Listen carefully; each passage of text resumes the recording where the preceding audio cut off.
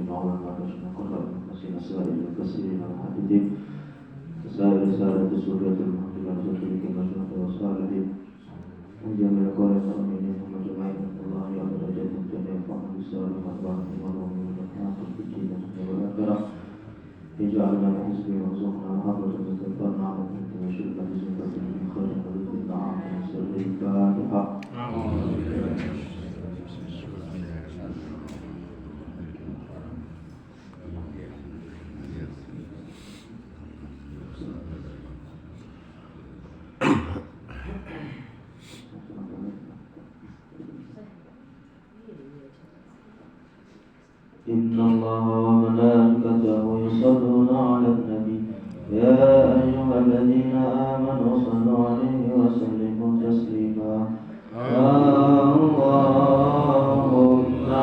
صل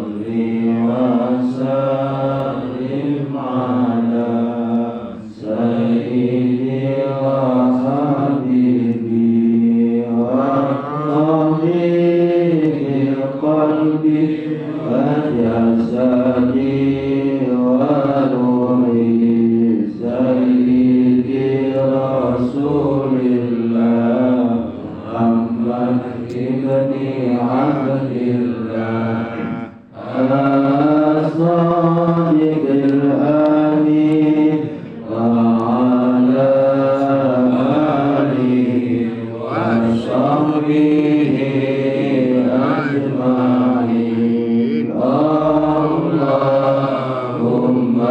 صل وسلم على سيدي وحبيبي وطبيب قلبي وجسدي وروحي سيدي رسول الله محمد ابن عبد الله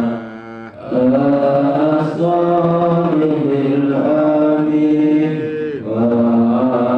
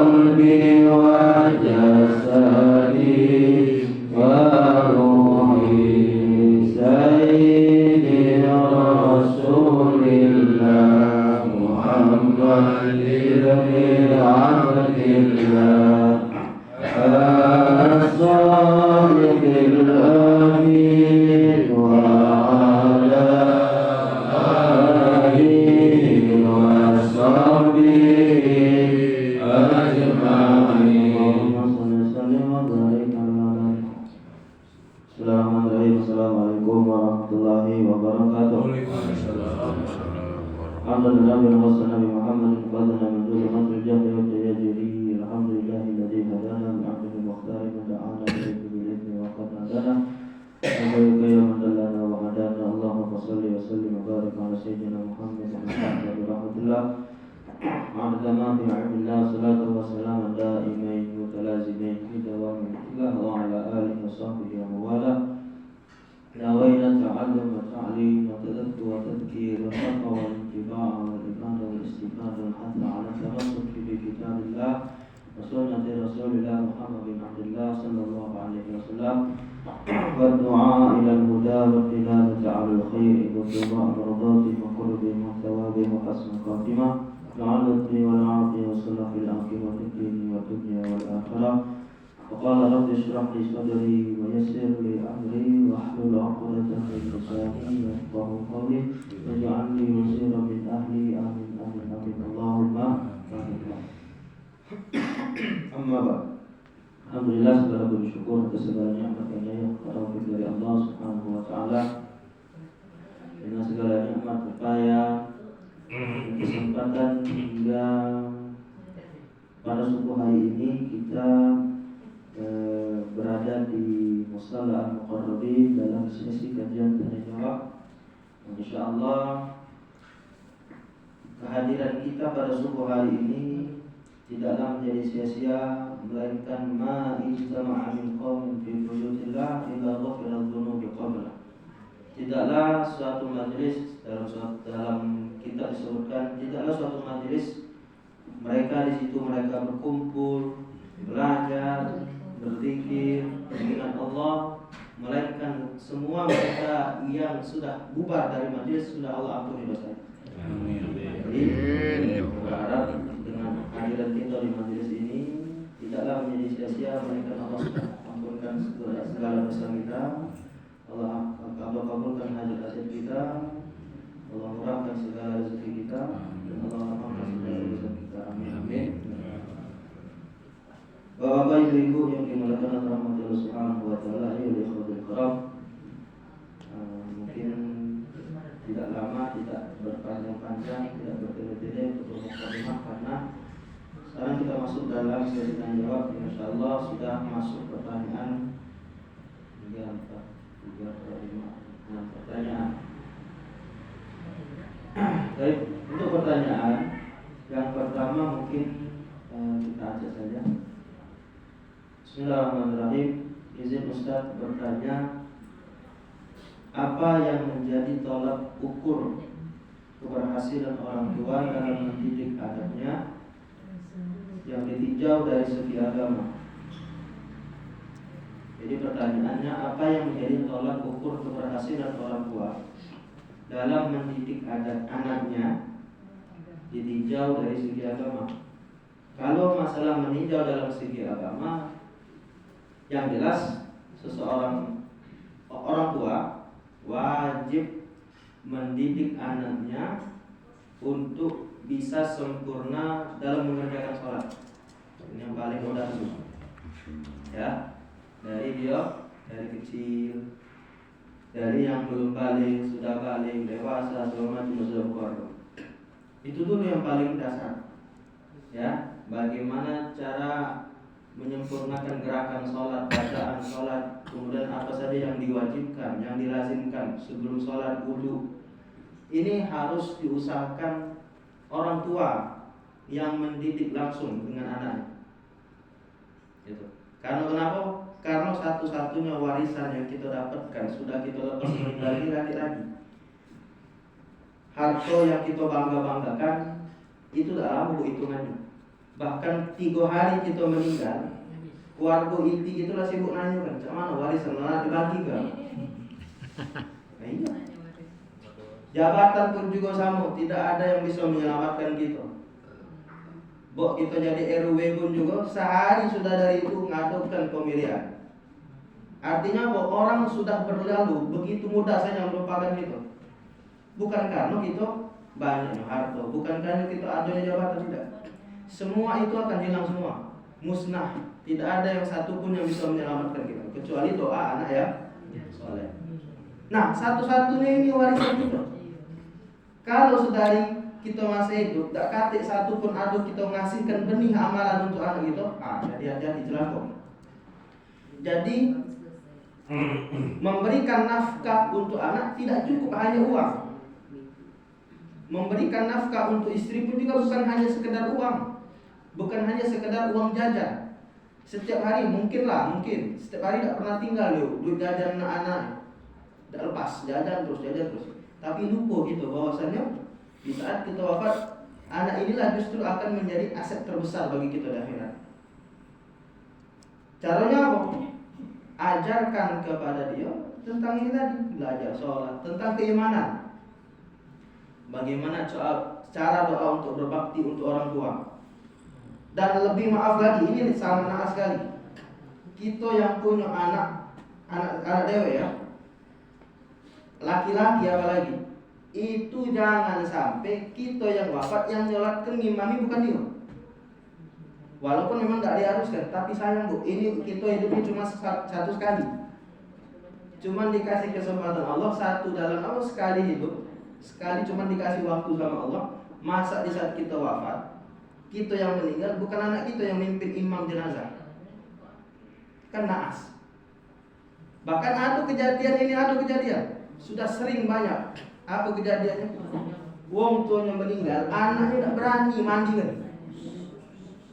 Anaknya tidak berani, tidak berani mandi kan? Tidak berani ngafani, tidak berani bahkan nyolat kan? Nah jadi apa dia jadi? Selama ini wong tuanya sebagai apa? Itu mendedikasikan ilmunya untuk anak. Artinya apa? Jadi kita sebagai orang tua bukan hanya sebagai bank bagi anak kita. Bangga bu, ya minta duit, minta rasa segala macam, tidak cukup untuk itu. Tapi apa? Kalau kita sudah tahu diri, Ustaz, kayaknya aku tidak bisa untuk mengajarkan semua itu. Arahkan anak kita ke pesantren, atau mengarahkan kepada yang mungkin semisal dengan itu. Sekolah banyak sekarang nih, sekolah Islam terpadu, sekolah IT, segala macam, sekolah privat. Ini hari ini jangan dijadikan alasan anak tak pacak belajar sholat. Nah itu kayak gini. Ya, jangan tak pacak dia tak baca Quran, tak pacak belajar sholat, tak tahu cara sholat. Kalau dia sudah tak tahu, nah inilah yang waktu di akhirat bukan menjadi dosa ya.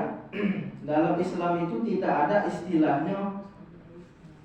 Misal ya, istri melepaskan jilbabnya di luar, artinya kan membuka auratnya, padahal dia sudah bersuami. Nah kita kan sering mendengar ada istilahnya, kalau istri terlihat auratnya maka dosa ditanggung oleh. Dalam Islam tidak ada istilah dosa ditanggung, tidak ada istilah menanggung dosa. Dalam Al-Quran disebutkan wala taziru waziratu wizra ukhra. Tidak ada, kata Allah Subhanahu wa taala, wala taziru wazirah. Tidak ada satupun dosa ataupun kemaksiatan yang dimana menjadi tanggungan bagi orang lain. Kalau dia berdosa, dia sendiri yang berdosa. Tapi ada lagi istilahnya dalam Islam, bukan itu. Kalau ibu meyakini bahwasanya Islam itu ada istilahnya dosa yang dibebani, maka kalau ibu buka cross check dalam agama Kristen, mereka seperti itu pemahamannya. Ibu tahu Yesus itu kenapa mati? Kenapa? Salah satu alasan karena ia ingin membebani semua dosa umat-umat ini untuk dia. Silakan ibu cek. Itu ajaran dia. Jadi istilah dosa, membebani dosa itu bukan ajaran kita. Tapi ada lagi istilahnya apa Ustaz? Dalam Islam yang betul itu seperti ini.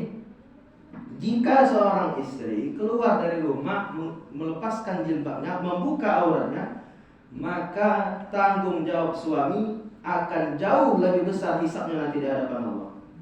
Nah itu. Jadi yang dipermasalahkan bukan dosa, hisabnya. Bagi istri yang sudah wafat suaminya, bagaimana caranya agar bisa meringankan hisabnya yang di akhirat sekarang ini, yang lagi dalam alam barzah? Banyakkan amal soleh. Itu caranya.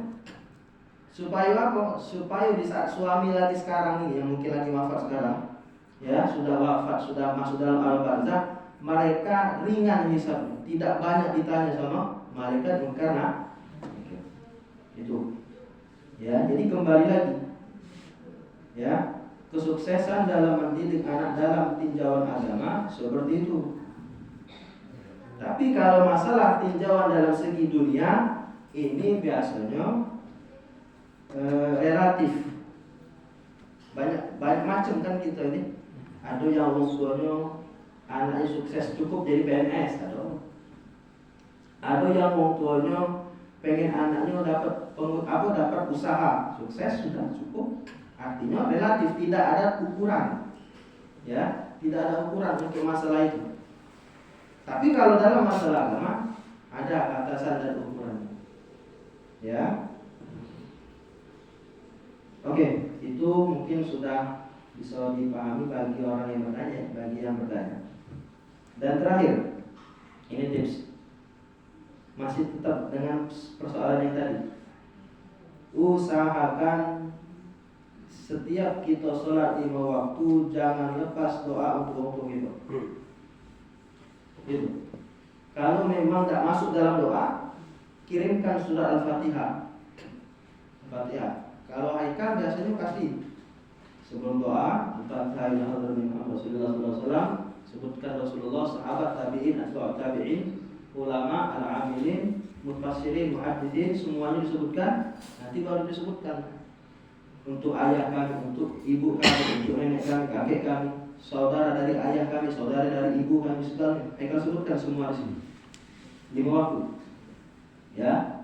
Jangan sampai nanti begitu mereka yang sudah hidup, yang dulunya mereka hidup mungkin menganggap kita ini berbakti, di saat dia wafat dia nak nunggu kita dari mana? Tak datang kiriman. Jangan sampai. Di dunia kita dianggapnya berbakti, pasti di akhirat nunggu kita, ya Allah ternyata selama ini saya ini dia. Nah, jangan sampai.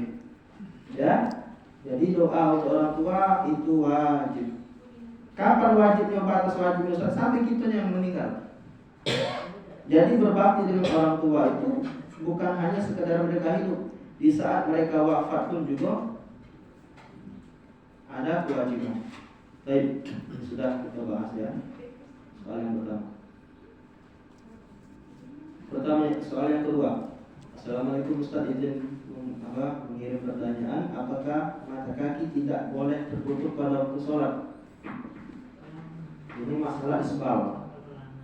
Ya, mata kaki tidak boleh tertutup pada waktu sholat.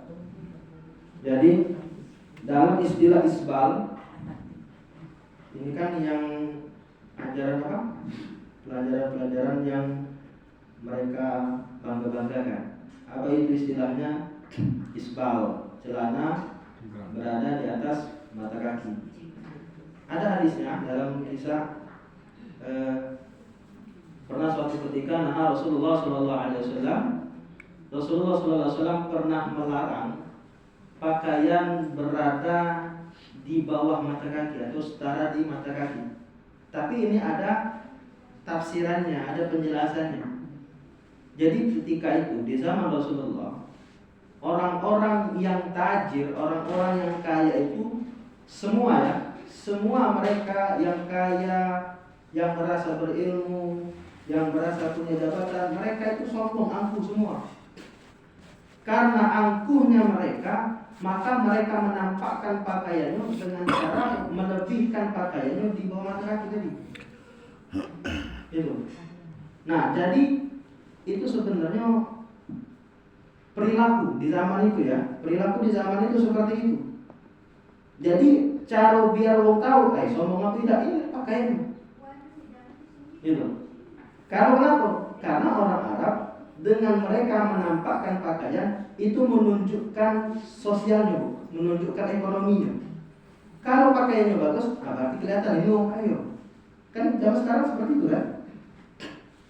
Kalau pakaiannya lusuh, pakaian di atas mata kaki, kayaknya kurang ekonominya, Bu. Nah, singkat cerita, Nabi seperti itu. Karena Nabi jengkel dengan orang-orang yang sombong. Akhirnya Abu Bakar ngadu, ya Rasulullah, aku tidak perlu sombong ya Rasulullah, tidak aku, tidak perlu segala macam. Kebetulan di saat itu Abu Bakar mengadu kepada Rasulullah dalam kondisi pakaian yang berada di bawah mata kaki. Karena kenapa? Ternyata Abu Bakar bukan sombong, tapi apa? Abu Bakar itu badannya tidak gemuk, tidak berisi, kurus, rempeng, maaf. Jadi karena kurus pakaiannya tadi, badan yang ukuran XL, begitu dipakai melonjor, turun, lorot. Nah, apa kata Rasulullah? Kalau yang masalah seperti ini tidak jadi soal Abu Bakar. Yang aku permasalahkan adalah sombongnya itu. Nah, jadi kesimpulan, kalau nak pakai pakaian, nak tidak berada di atas mata kaki, nak setara di mata kaki, bahkan nak di bawah mata kaki, tak jadi soal, tak jadi masalah. Ya, itu. Cuman kalau ambil kehati-hatian, memang ada juga kehati-hatiannya apa? Lebih diusahakan berada di atas mata kaki. Bukan berarti Haikal menyetujui pemahaman salafi, bukan. Ada bagusnya, ada bagusnya. Bagusnya apa? Satu, kita berjalan, begitu kita berjalan, baju itu tak nyeret, tak nyapu jalan. Ya, pakaian itu tak nyapu jalan, yang dimana kita tak tahu apa itu benda najis, apa yang kita lewati tadi, tahu kencing anjing segala macam. Nah itu, ya. Tapi kalau misalkan ada orang pemahamannya yang begitu ekstrim, ada, woi celana Bob, apa celana yang di bawah mata kaki masuk neraka. Nah ini hari ini di zaman sekarang ini orang-orang sibuk apa menjudge orang untuk masuk neraka.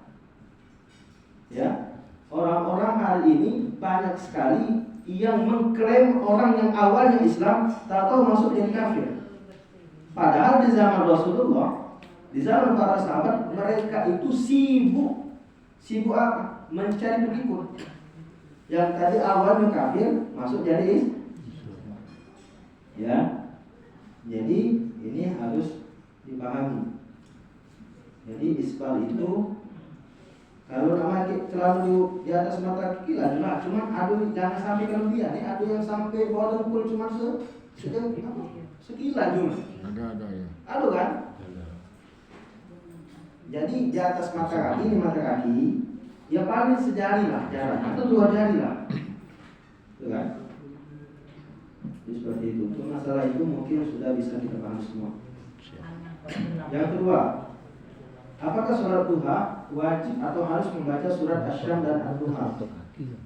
Kalau ditanya wajib tidak, tapi kalau ditanya afdal iya. Ya paham ya? Kalau ditanya wajib tak sholat duha pakai surat Asy-Syams dan Ad-Duha? Tidak. Tapi kalau afdal tak, kalau besok kalau baca apa? Surat, kalau baca dalam sholat duha baca surat Asy-Syams dan Ad-Duha. Afdal. Ustaz, kami tidak hafal keduanya. Ada tak surat alternatif yang lain? Ada. Surat apa? Rakaat yang pertama baca surat Al-Kahfi. Rakaat yang kedua baca surat Al-Imran. Itu alternatifnya. Ya. Ini mungkin sudah kita jawab ya. Tidak wajib. Yang ketiga, yang keempat, Assalamualaikum Ustaz, pernah dikisahkan ada 10 hewan yang masuk ke dalam surga. Di antaranya seekor anjing karena kesetiaannya mengikuti ahli ibadah. Sementara itu belum pernah terdengar kucing masuk surga walaupun hewan kesukaan Rasulullah. Sementara itu ada keterangan lain bahwa semua hewan tidak akan masuk surga dan akan menjadi tanah. Jadi ketika ketiga poin tersebut, tolong penjelasannya Ustaz. Jadi ada 3. Pertama kita bahas tentang 10 hewan yang masuk ke dalam surga. Haikal sudah buka dari kitab mana, dari buku mana? Poin yang pertama yang Haikal dapat dalam hadis yang sahih tidak ditemukan. Ya. Tapi tidak serta-merta yang tidak ditemukan dalam hadis sahih ini ada kesalahan, tidak. Mungkin bisa jadi benar. Ya, 10 hewan yang masuk ke dalam surga. Kita ambil sampel. Satu apa? Ikan paus Nabi Nuh. Nanti kita bahas. Kenapa ikan paus Nabi Nuh itu termasuk dalam 10 hewan masuk ke dalam surga? Kalau kita lihat kisahnya, ketika Nabi Nuh itu ya berpindah dalam satu tempat karena keputusasaannya dalam berdakwah. Setiap hari berdakwah, pengikutnya bukan bertambah banyak, bertambah kurang. Itu akhirnya karena sudah capek Nabi Nuh, putus asa Nabi Nuh, beliau berangkat pindah dalam satu wilayah, naik perahu. Sudah tahu semua mungkin ceritanya. Ketika pada saat itu terjadilah ombak yang begitu besar, yang dimana ini kapal kalau tidak dibuangkan bebannya, tidak diturunkan satu orang, ini bisa menjadi bahaya bagi orang banyak. Akhirnya satu orang itu ialah Nabi Nuh. Nah, ketika Nabi Nuh turun langsung dalam laut yang besar, ikan paus bukan makan tapi menelan. Apa alasannya? Ternyata ketika pada saat Nabi Nuh ingin terjun, itu puluhan hiu sudah siap untuk menyantap daging Nabi Nuh. Nah, begitu ikan paus ini sudah laju, gitu kan? Begitu Nabi Nuh nak turun, laju nak diskat, ketika itu dilihatlah oleh ikan paus, langsung dengan cepat ikan paus itu menelan Nabi Nuh. Artinya posisi ikan paus ini menyelamatkan kan? Menyelamatkan. Tapi dalam kisah yang lain, ikan paus itu apa? Ikan paus itu jahat. Iya kan? Kenapa ikan paus itu jahat? Karena tidak dijelaskan. Ternyata ketika ikan paus ini ingin menelan, itu ternyata ikan hiu itu ingin menyantap dagingnya Nabi Nuh. Tidak diceritakan yang di situnya kan? Tidak diceritakan kan? Tidak kasih diceritakan ikan hiunya nak siap-siap nyantap Nabi Nuh. Tidak kasih. Jadi seakan-akan terlihat dipandang oleh orang yang mendengar cerita ini, ikan paus ini tak baik, gitu kan? Nah, jadi seperti itu. Ya, ikan paus itu menelan Nabi Nuh dalam kurun waktu yang banyak sekali menyebutkan. Ya, hingga pada akhirnya Nabi Nuh berada dalam tepian laut. Artinya apa? Kesimpulannya apa? 10 hewan yang masuk ke dalam surga ini adalah mereka yang tidak punya akal, tapi mereka ada niat untuk mendedikasi untuk agama. Gitu. Hewan kan tidak punya akal, tapi kok bisa mereka ada dedikasi untuk agama? Itu hikmahnya. Kita yang sebagai manusia ada kelebihan akal. Kemana akal kita yang untuk kita bawakan, untuk kita bawa dedikasi untuk agama? Mana maksudnya masuk akal itu? Mana partisipasi kita untuk agama? Sedangkan hewan yang tidak punya akal, ada niat bagi mereka untuk dedikasi dalam agama. Hikmahnya mungkin. Tapi kalau untuk kepastian, wallahu a'lam. Apakah dia masuk dalam surga, wallahu a'lam. Karena yang jelas, semua hewan dalam Al-Quran itu mereka semua akan dibangkitkan sama seperti kita manusia. Semua akan dibangkitkan di yaumil hisab, dan semua mereka di dunia ini pun juga akan menjelaskan semuanya. Kita yang selama di sini di dunia ini, kalau kita hobinya senang menyenangkan kucing, senang melihara kucing, maka kucing itu nanti akan bersaksi di hadapan Allah atas kebaikan kita. Semua nanti dihisab atas kebaikan kita, keburukan kita.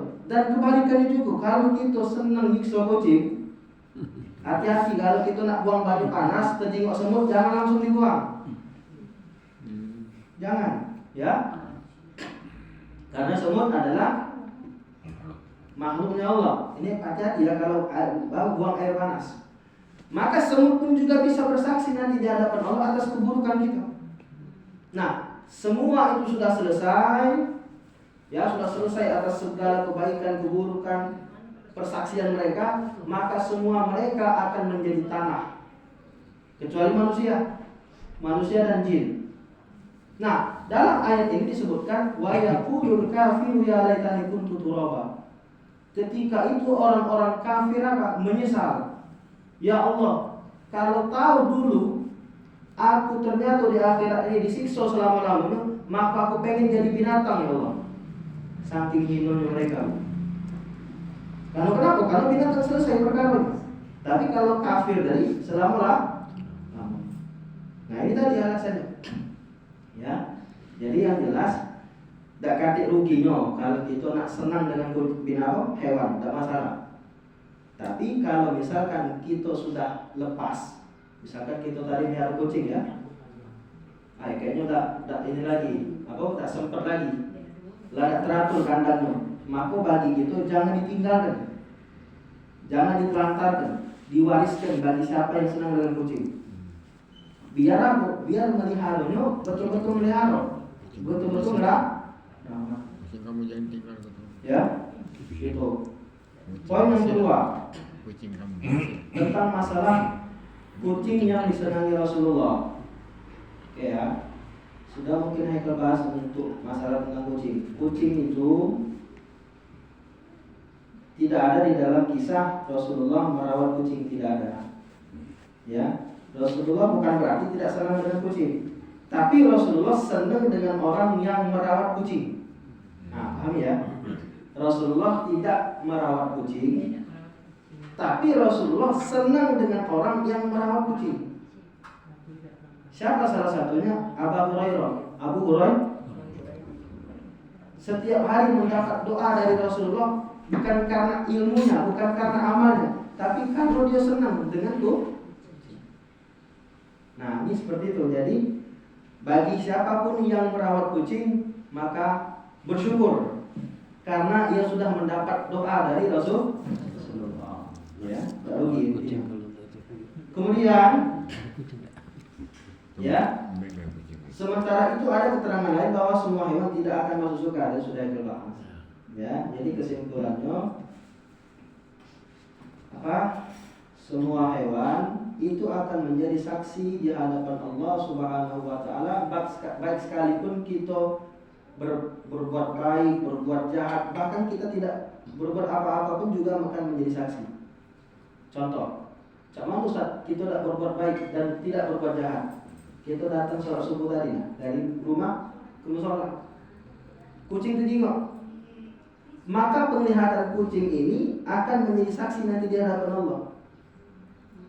Semua misal, ternyata kita tembes, amal tadi tidak perlu banyak, ibadah sholat pun juga jauh nak diharapkan, sedekah apa lagi, puasa apa lagi, tembes.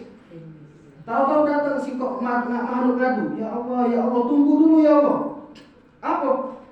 Aku masih ingat waktu aku masih hidup dulu, aku pernah terjengok dia datang dari rumah ke musola untuk datang cuma sekedar datang ke pengajian majelis taklim. Nah, ini akan menjadi pertimbangan. Maka tidak rugi kita yang datang galak ke. Ya, seperti itu. Kemudian selanjutnya pertanyaan selanjutnya, masalah tentang potong kuku. Potong kuku disunahkan di hari Senin, Kamis dan Jumat. Maka bagaimana hukumnya kalau kita memotong kuku di hari Selasa? Apakah itu jatuh hukumnya makruh? Seperti itu kan? Oke, penjelasannya. Motong kuku sunnah di hari Senin, Kamis, Jumat. Selain di hari itu tidak makruh, mubah. Ya, mubah. Motong kuku jadi istilahnya sunnah mubah. Ada makruh, ada. Motong kuku yang sunnah di hari Senin, Kamis, Jumat. Motong kuku yang mubah selain di hari Senin, Kamis, Jumat. Motong kuku yang makruh ada. Motong kuku dalam kondisi kita hadas besar. Jadi mana bagus biar motong kukunya. Jadi jangan motong kuku dulu waktu kita ada besar. Kita nak bercampur sambung rumah kita contoh. Maka makruh bagi kita untuk motong kuku pas kita belum mandi wajib. Karena kenapa? Karena kita mandi wajib, yang kita potong kuku tadi bagian dari badan kita itu lepas, masih ada hadasnya, hadas besarnya. Maka itu ibu-ibu mungkin kalau pengajian pernah terdengar. Kalau ibu-ibu yang mungkin ada halangan segala macam mandi wajib, ada kan biasanya yang rambut lepas itu, tidak harus diambil lagi, tidak harus ya. Harus dikumpulkan lagi. Jadi usahakan rambut itu jangan sampai tinggal atau lepas. Karena kenapa? Agar di tubuh kita ini sebelum hadas besar semua dari ujung rambut sampai bawah kaki itu sudah suci. Jadi begitu sudah suci tidak masalah kita potong kuku. Itu guys sebenarnya. Ya, beda 3. Potong kuku ada namanya sunnah, mubah, terakhir.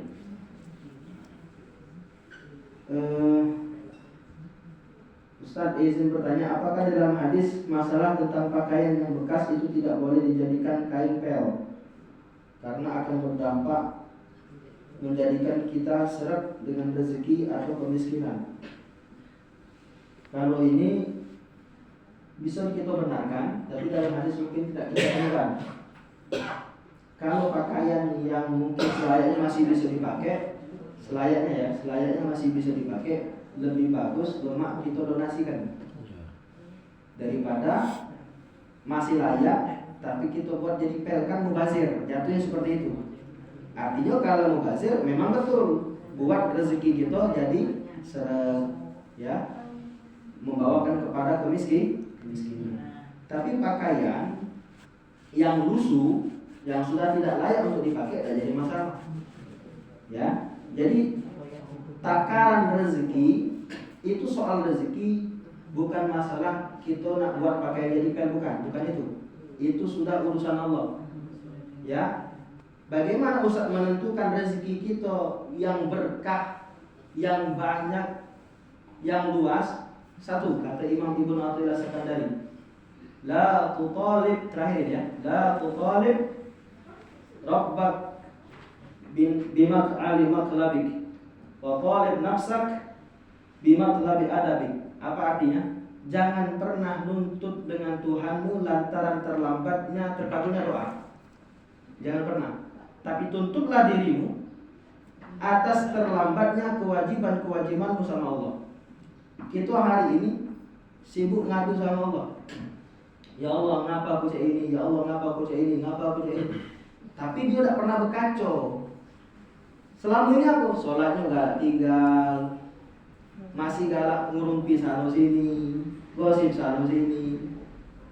Itu jelaskan, ceritakan keburukan lo nggak pernah habisnya. Jadi apa?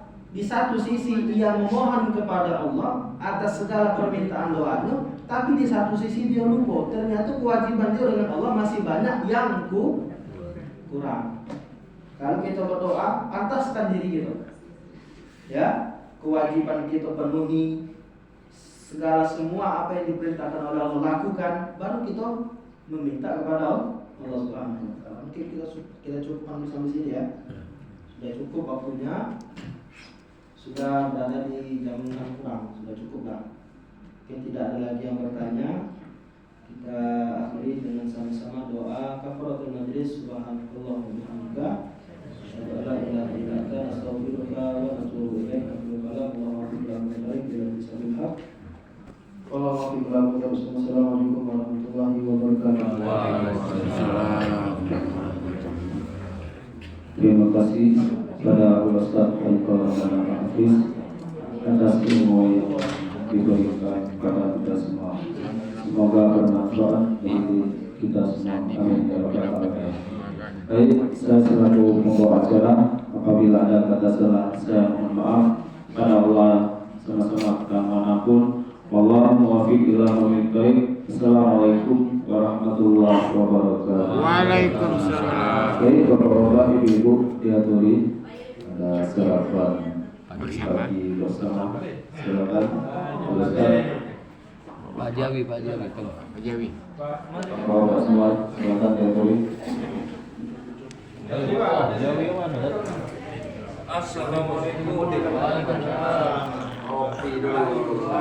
Nah, banyak-banyak pelihara hewan. Ngopi dulu. Kucing Ngopi dulu. Ngopi dulu. Alhamdulillah. Harapan berkah. Amin. Amin. Tadi masuk ini ya. Ada problem. Kemarin problem. Ini ibu-ibu. Assalamualaikum.